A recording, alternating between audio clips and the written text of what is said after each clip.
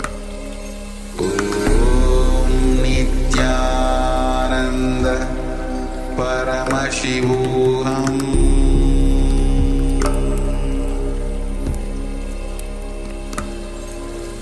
Om Nityananda Paramashivoham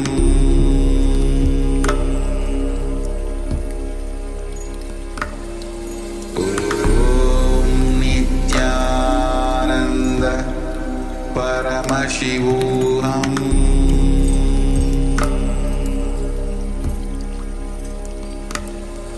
Om Nityananda Paramashivoham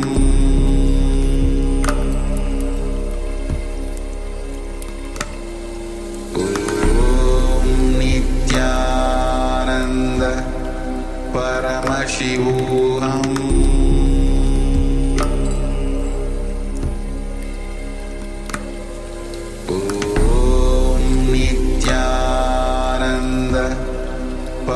Paramashivoham Om Nityananda Paramashivoham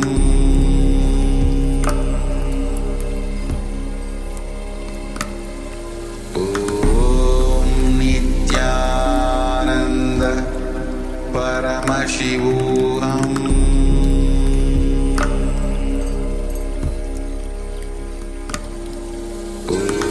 Om Nityananda Paramashivoham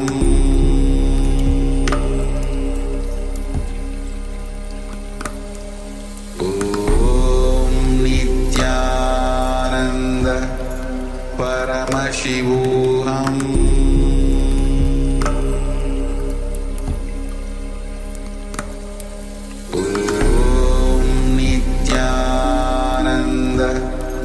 Paramashivoham Paramashivoham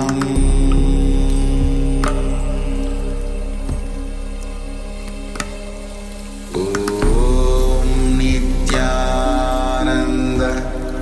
Paramashivoham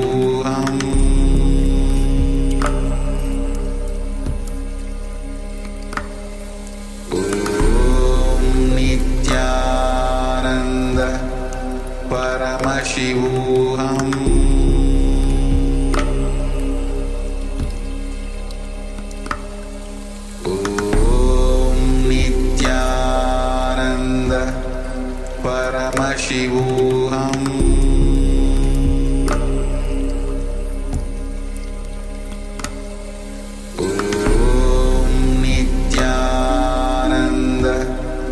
Paramashivoham Om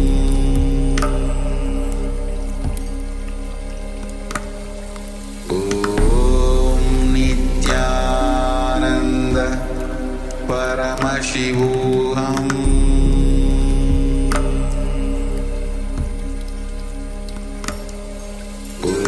Om Nityananda Paramashivoham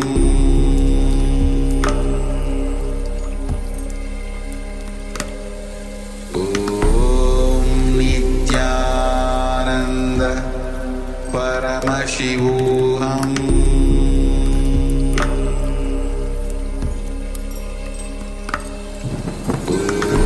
Om Nityananda Paramashivoham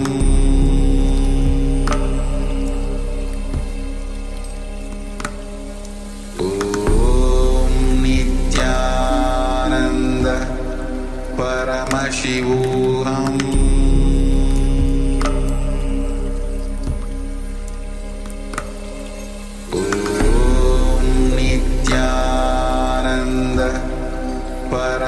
Paramashivoham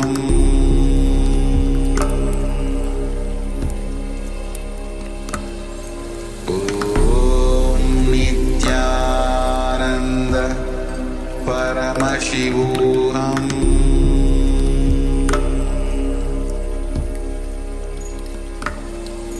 Om Nityananda Paramashivoham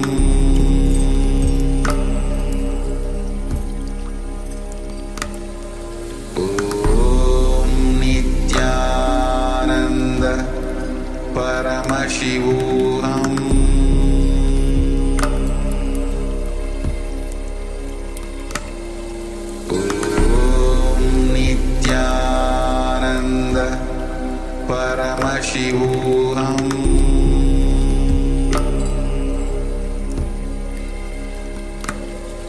Om Nityananda Paramashivoham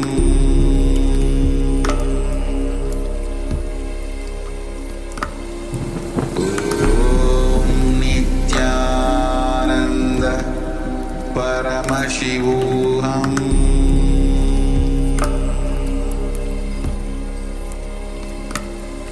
Om Nityananda Paramashivoham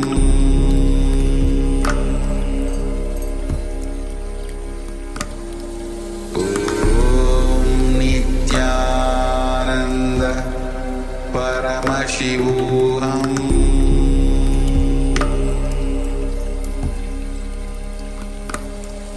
Om Nityananda Paramashivoham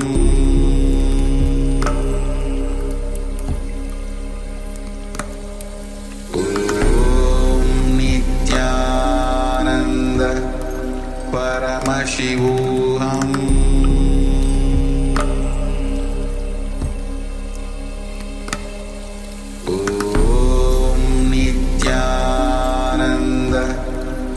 Paramashivoham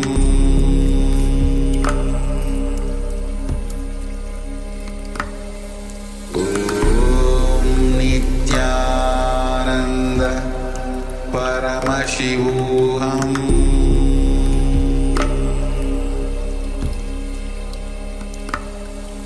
Om Nityananda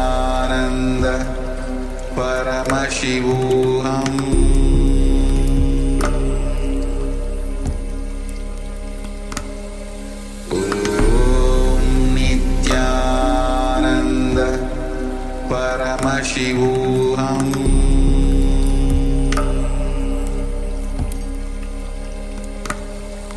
Om Nityananda Paramashivoham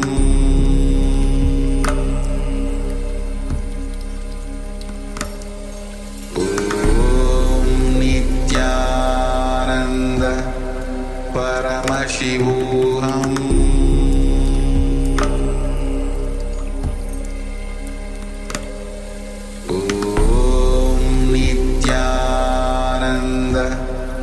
Paramashivoham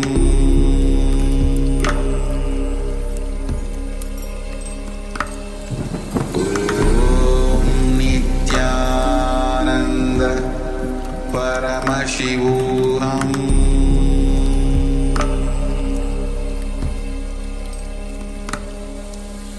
Om Nityananda Paramashivoham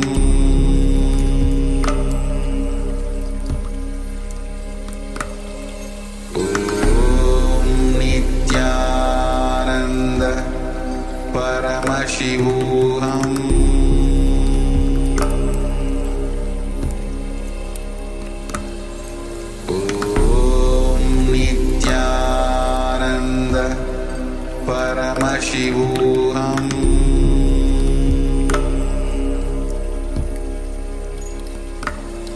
Om Nityananda Paramashivoham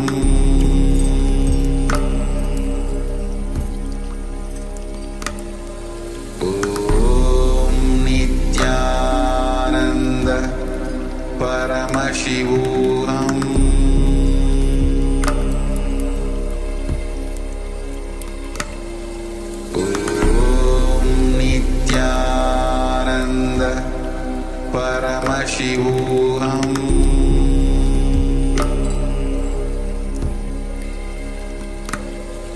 Om Nityananda Paramashivoham